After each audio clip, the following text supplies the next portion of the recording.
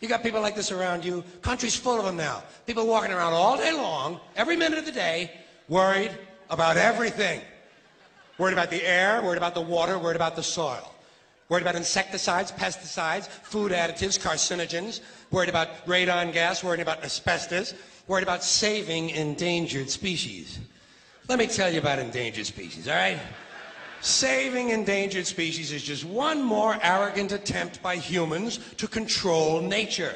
It's arrogant meddling. It's what got us in trouble in the first place. Doesn't anybody understand that? Interfering with nature. Over 90%, way over 90% of all the species that have ever lived on this planet, are gone. They're extinct. We didn't kill them all. They just disappeared. That's what nature does. They disappear these days at the rate of 25 a day. And I mean regardless of our behavior. Irrespective of how we act on this planet, 25 species that were here today will be gone tomorrow. Let them go gracefully.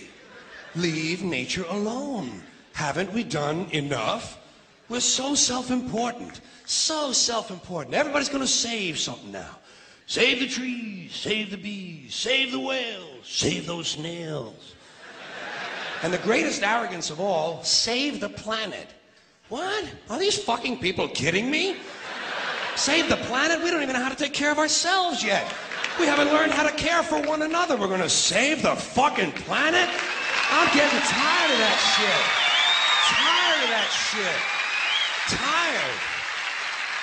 I'm tired of fucking Earth Day. I'm tired of these self-righteous environmentalists, these white bourgeois liberals who think the only thing wrong with this country is there aren't enough bicycle paths. People trying to make the world safe for their Volvos. Besides, environmentalists don't give a shit about the planet. They don't care about the planet. Not in the abstract, they don't. Not in the abstract, they don't. You know what they're interested in? A clean place to live. Their own habitat. They're worried that someday in the future they might be personally inconvenienced. Narrow, unenlightened self-interest doesn't impress me. Besides, there is nothing wrong with the planet. Nothing wrong with the planet. The planet is fine. The people are fucked. Difference. Difference. The planet is fine. Compared to the people, the planet is doing great. It's been here 4.5 billion years. Did you ever think about the arithmetic? Planet has been here 4.5 billion years. We've been here, what, 100,000? Maybe 200,000? And we've only been engaged in heavy industry for a little over 200 years. 200 years versus 4.5 billion. And we have the conceit to think that somehow we're a threat? That somehow we're going to put in jeopardy this beautiful little blue-green ball that's just a-floating around the sun? The planet has been through a lot worse than us. Been through all kinds of things worse than us.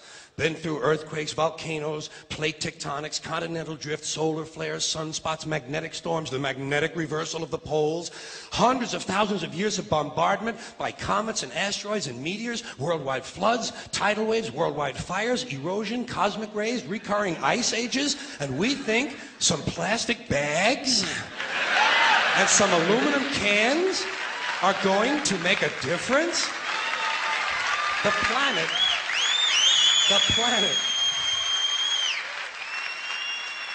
planet isn't going anywhere. We are. We're going away.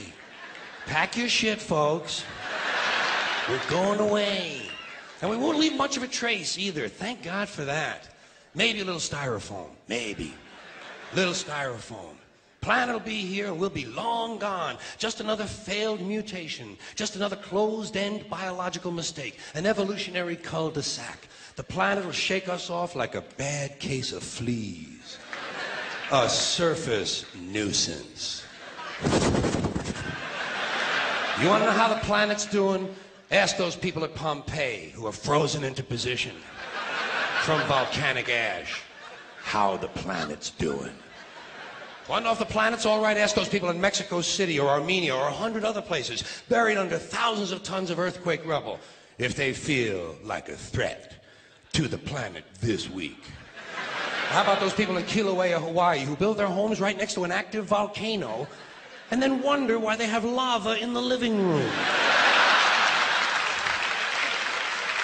The planet will be here for a long, long, long time after we're gone, and it will heal itself, it will cleanse itself, because that's what it does. It's a self-correcting system. The air and the water will recover, the earth will be renewed, and if it's true that plastic is not degradable, well, the planet will simply incorporate plastic into a new paradigm, the earth plus plastic. The earth doesn't share our prejudice towards plastic. Plastic came out of the earth. The earth probably sees plastic as just another one of its children. Could be the only reason the earth allowed us to be spawned from it in the first place. It wanted plastic for itself. Didn't know how to make it. Needed us. Could be the answer to our age-old philosophical question, why are we here? Plastic. Assholes. So, the plastic is here, our job is done, we can be phased out now, and I think that's really started already, don't you? I mean, to be fair, the planet probably sees us as a mild threat, something to be dealt with, and I'm sure the planet will defend itself in the manner of a large organism, like a beehive or an ant colony can muster a defense. I'm sure the planet will think of something. What would you do if you were the planet trying to defend against this pesky, troublesome species? Let's see, what might... viruses. Viruses might be good. They seem vulnerable to viruses. And viruses are tricky, always mutating and forming new strains whenever a vaccine is developed. Perhaps this first virus could be one that compromises the immune system of these creatures. Perhaps a human immunodeficiency virus, making them vulnerable to all sorts of other diseases and infections that might come along. And maybe it could be spread sexually, making them a little reluctant to engage in the act of reproduction. Well, that's a poetic note. And it's a start. And I can dream, can't I? See, I don't worry about the little things. Bees, trees, whales, snails. I think we're part of a greater wisdom than we will ever understand. A higher order. Call it what you want. Know what I call it? The big electron. The big electron. Whoa. Whoa. Whoa. It doesn't punish. It doesn't reward. It doesn't judge at all. It just is. And so are we. For a little while. Thanks for being here with me for a little while tonight. Thank you. Thank you very much.